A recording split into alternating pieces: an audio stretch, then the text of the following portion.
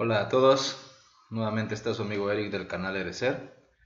Estamos en el video 8 de venoclisis y vamos a ver sobre catéter venoso corto periférico. Para ello vamos a empezar primero con la definición.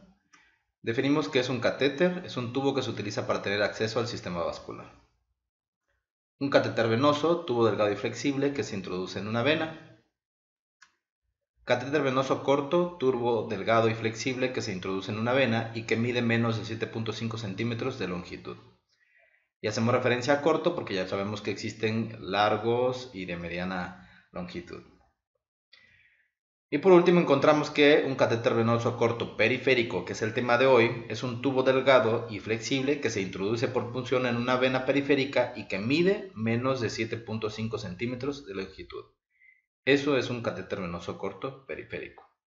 ¿Cuáles son las partes que integran un catéter? Primero tenemos, propiamente dicho, el catéter intravenoso, y que como ya vimos debe de medir menos de 7.5 centímetros de longitud. Tenemos un conector codificado por colores, está la cánula guía o aguja, tenemos el tapón filtro de la cámara, tenemos la cámara de retorno sanguíneo transparente, que es donde nosotros vemos el reflujo sanguíneo o retorno sanguíneo. Sabemos que también debe tener un bisel y por último también viene marcado con el calibre o grosor de esos catéteres.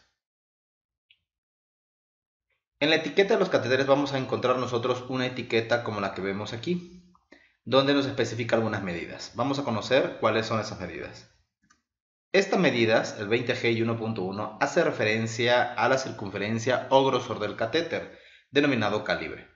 Y es la medida que hace referencia al diámetro externo de una cánula, sonda, catéter, etc., que por lo general en el área de la salud se expresa en G o GA, también denominados gauges.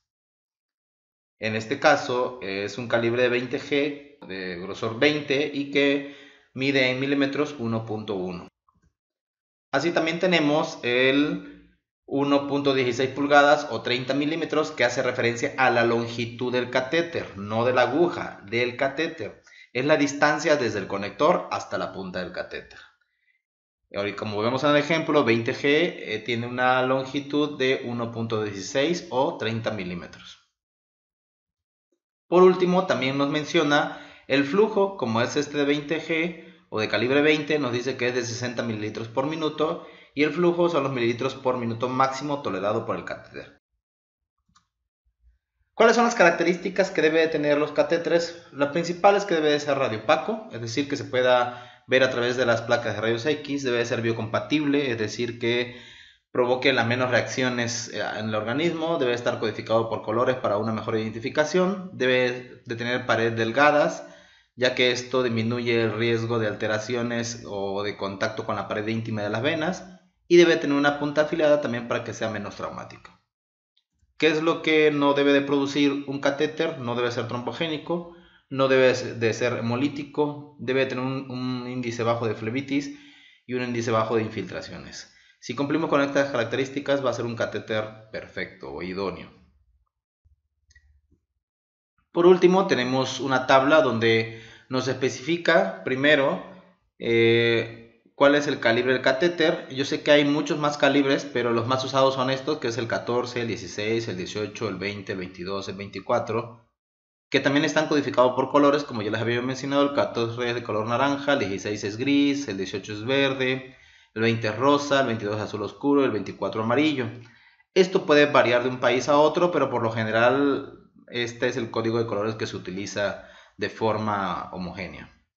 También tenemos el diámetro interno, tenemos el diámetro externo, tenemos cuánto mide de longitud, ya vimos cada una de estas partes, y tenemos qué cantidad de flujo tolera cada uno de estos calibres. Si nos damos cuenta, el calibre o gauge es inversamente proporcional al tamaño o grosor, más que nada, o al diámetro del catéter.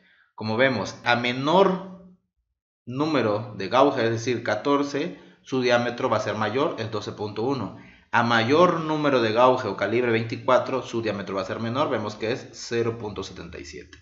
Y por lo tanto, a menor calibre de gauge va a tolerar mayor flujo. Ponemos como ejemplo el 18, vemos que es de color verde, tiene un diámetro interno de 1 milímetro, un diámetro externo de 1.3 milímetros, mide 40 milímetros de largo y tolera de 100 a 105 mililitros por minuto de flujo. Cada uno de ellos tolera diferentes flujos. Por último, también tenemos que dependiendo del calibre del catéter que vayamos a usar, diferentes instituciones o asociaciones nos recomiendan el uso para algunas infusiones específicas o algunos tratamientos específicos. Vamos a poner como ejemplo el 14, nos dice que en este caso el 14-16 nos recomiendan que ambos son usados para traumatismos múltiples, en caso de cirugías mayores o cirugías cardíacas, trasplantes, en caso de urgencias, en transfusiones de urgencias. Como vemos, el 18 nos dice que puede ser usado en pacientes con shock, de traumatismo, para el caso de los prepartos, para infundir NPT, en caso también de cirugía mayor, para transfusiones también, para fluidos de alta viscosidad. El número 20 nos dice que puede ser utilizado en cirugía menor, líquidos de mediana viscosidad, medicaciones, infusiones y también transfusiones. El 22 es fluidos de bajo volumen, medicaciones, transfusiones de baja viscosidad, fluidos de volumen bajo, se usa en pacientes pediátricos, geriátricos o cuando tienen venas pequeñas o frágiles. Similar es el 24 que se utiliza para bolos y medicaciones, también para infusiones de corta duración, se usa generalmente en neonatos y lactantes y también en pacientes geriátricos. Recordemos que también están algunas recomendaciones para los cuales podemos usar, dependiendo del calibre, el catéter.